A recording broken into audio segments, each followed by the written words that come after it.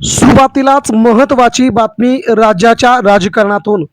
मित्रांनो, शरद पवारांसह रोहित पवारांनी अखेर मैदान मारलं आणि इकडे मात्र राष्ट्रवादी काँग्रेस पार्टी अजित पवार गटातील त्या 4 नेत्यांची हकालपट्टी तय झाली.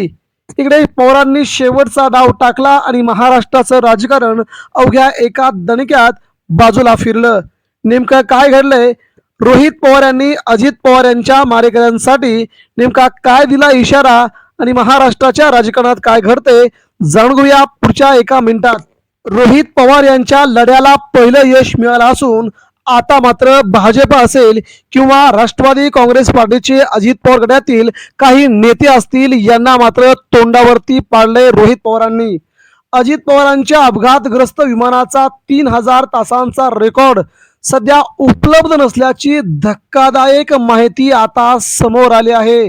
म्हणजेच अजितदादांचा अपघात हा 100% घातपात होता आणि त्याच्या पाठीमागे कोण होतं ती सगळीच यादी आता रोहित पवारांच्या दाव्यानं अखेर समोर आली आहे. त्यामुळे मित्रांनो, रोहित पवारांच्या लढ्याला आता मोठं यश. संध्याकाळी सगळ्यात मोठी बातमी समोर आली आणि VSR विमान कंपनीची दुकानं सगळी कायमची बंद झाली.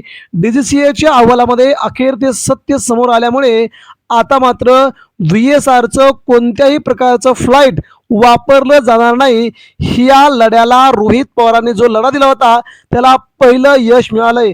आता रोहित पवारांनी सांगितलंय की ज्यांनी ज्यांनी अपघातग्रस्त विमानासाठी प्रयत्न केलेत, अजितदादांना मारण्यासाठी प्रयत्न केलेत, ती नावं समोर आणल्याशिवाय मी शांत बसणार नाही असं दादांनी सांगितलं होतं. आणि अखेर मित्रांनो, त्या सगळ्या घडामोडी आता समोर येऊ लागल्यात. काही नेत्यांची नावं, काही राष्ट्रवादी काँग्रेस पार्टी नेत्यांना काय वाटायचं आणि त्यांचं अगोदरचं संभाषण, या सगळ्या घडामोडी रोहित पवार यांच्याकडे असल्याचं रोहित पवारांनी दाव्यानिशी म्हटलंय. मित्रांनो, महाराष्ट्राच्या राजकारणामध्ये अजित पवार यांचा अपघात झाल्याच्या नंतर अतिशय वेगवान घडामोडी घडायला पाहिजे होत्या. मात्र अजितदादांच्या विमानाचे सगळे पुरावे नष्ट करण्याचा प्रयत्न सुरू होता. मात्र रोहित पवारांनी एकदा म्हटलं की ब्लॅक बॉक्सचे सगळे फोटो माझ्याकडे आहेत. तेव्हा मात्र VSR कंपनीने आता सगळ्या बाजू आपल्या बाजूला सावरून नवीन मांडण्याची सुरुवात केली. असं म्हटलं जातं की मृत व्यक्तीलाही बोलतं केलं जाऊ शकतं. तसं आज रोहित पवारांनी आज अजित पवारांच्या या मृत्यूबाबत सगळी माहितीच अगदी समोरासमोर आणली आहे. अर्थात हे अर्धसत्य होय. हे केव्हाच शक्य होतं जेव्हा बोलतं करणारा खमक्या असतो आणि रोहित पवार तसा खमक्या व्यक्ती भेटलाय.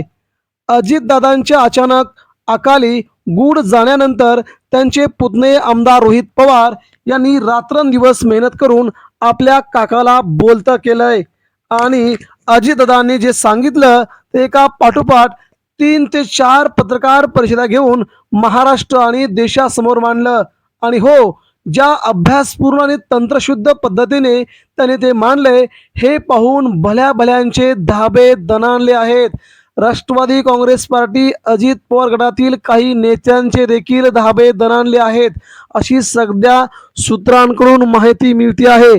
अजित पवारांच्या या सगळ्या तंत्रशुद्ध आणि शास्त्रशुद्ध पत्रकार परिषदेमुळे केंद्र सरकार देखील अडचणीत येऊ शकतं. कारण की नागरी उड्डाण मंत्र्यांनी सगळ्या बाजू ह्या लपवल्या होत्या. त्यांचं देखील सध्या पितळ उघडं पडू शकतं असा रोहित पवारांनी सगळ्यात मोठा डाव टाकलाय. दादांच्या मृत्यूंच्या पश्चात संपूर्ण हळहळणारा महाराष्ट्र आता रोहित पवारांच्या सगळ्या पत्रकार परिषदेमुळे अवाक झालाय. काल मुंबईत शोकसभेचं आयोजन करण्यात आले होते. या शोकसभेमध्ये ज्येष्ठ नेते जयंत पाटील यांनी व्यक्त केलेल्या सहवेदनेत समाज भावनाचं जिवंत प्रतिबिंब उमटलं असल्याचं जाणवलंय. त्यांनी केलेली सुरुवातच पुरेशी बोलकी आणि सूचक होती. ते म्हणाले, त्यांच्या भाषणाची लिंक देत असतानाच आदरणीय जयंत पाटील यांनी संपूर्ण सभागृहाला त्यांच्या एका वाक्याने रडवलं.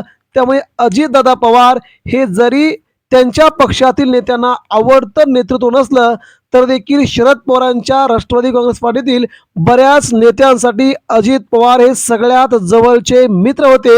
ही देखील त्या घडीची सगळ्यात मोठी बातमी आपण महाराष्ट्राने पाहिली. मात्र मित्रांनो, इथं प्रश्न येतो नक्की कोणत्या कोणी कोणी अजितदादांना त्रास दिलाय, या सगळ्या बाबी आता रोहित पवार आज सकाळी 11 वाजता पत्रकार परिषद घेणार आहेत.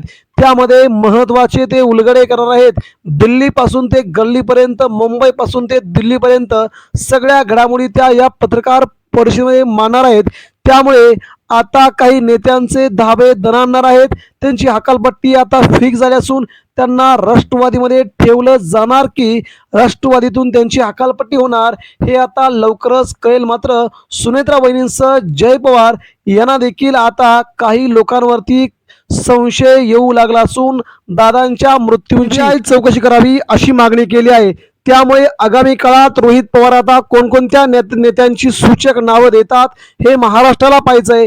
मात्र रोहित पवारांसह शरद पवारांनी मात्र सगळ्या नेत्यांची बोलती बंद करून आपला शेवटचा डाव टाकला हे मात्र नक्की. आणि या डावात सगळेच नेते फसलेत, मात्र पवार जिंकलेत हे मात्र नक्की. धन्यवाद.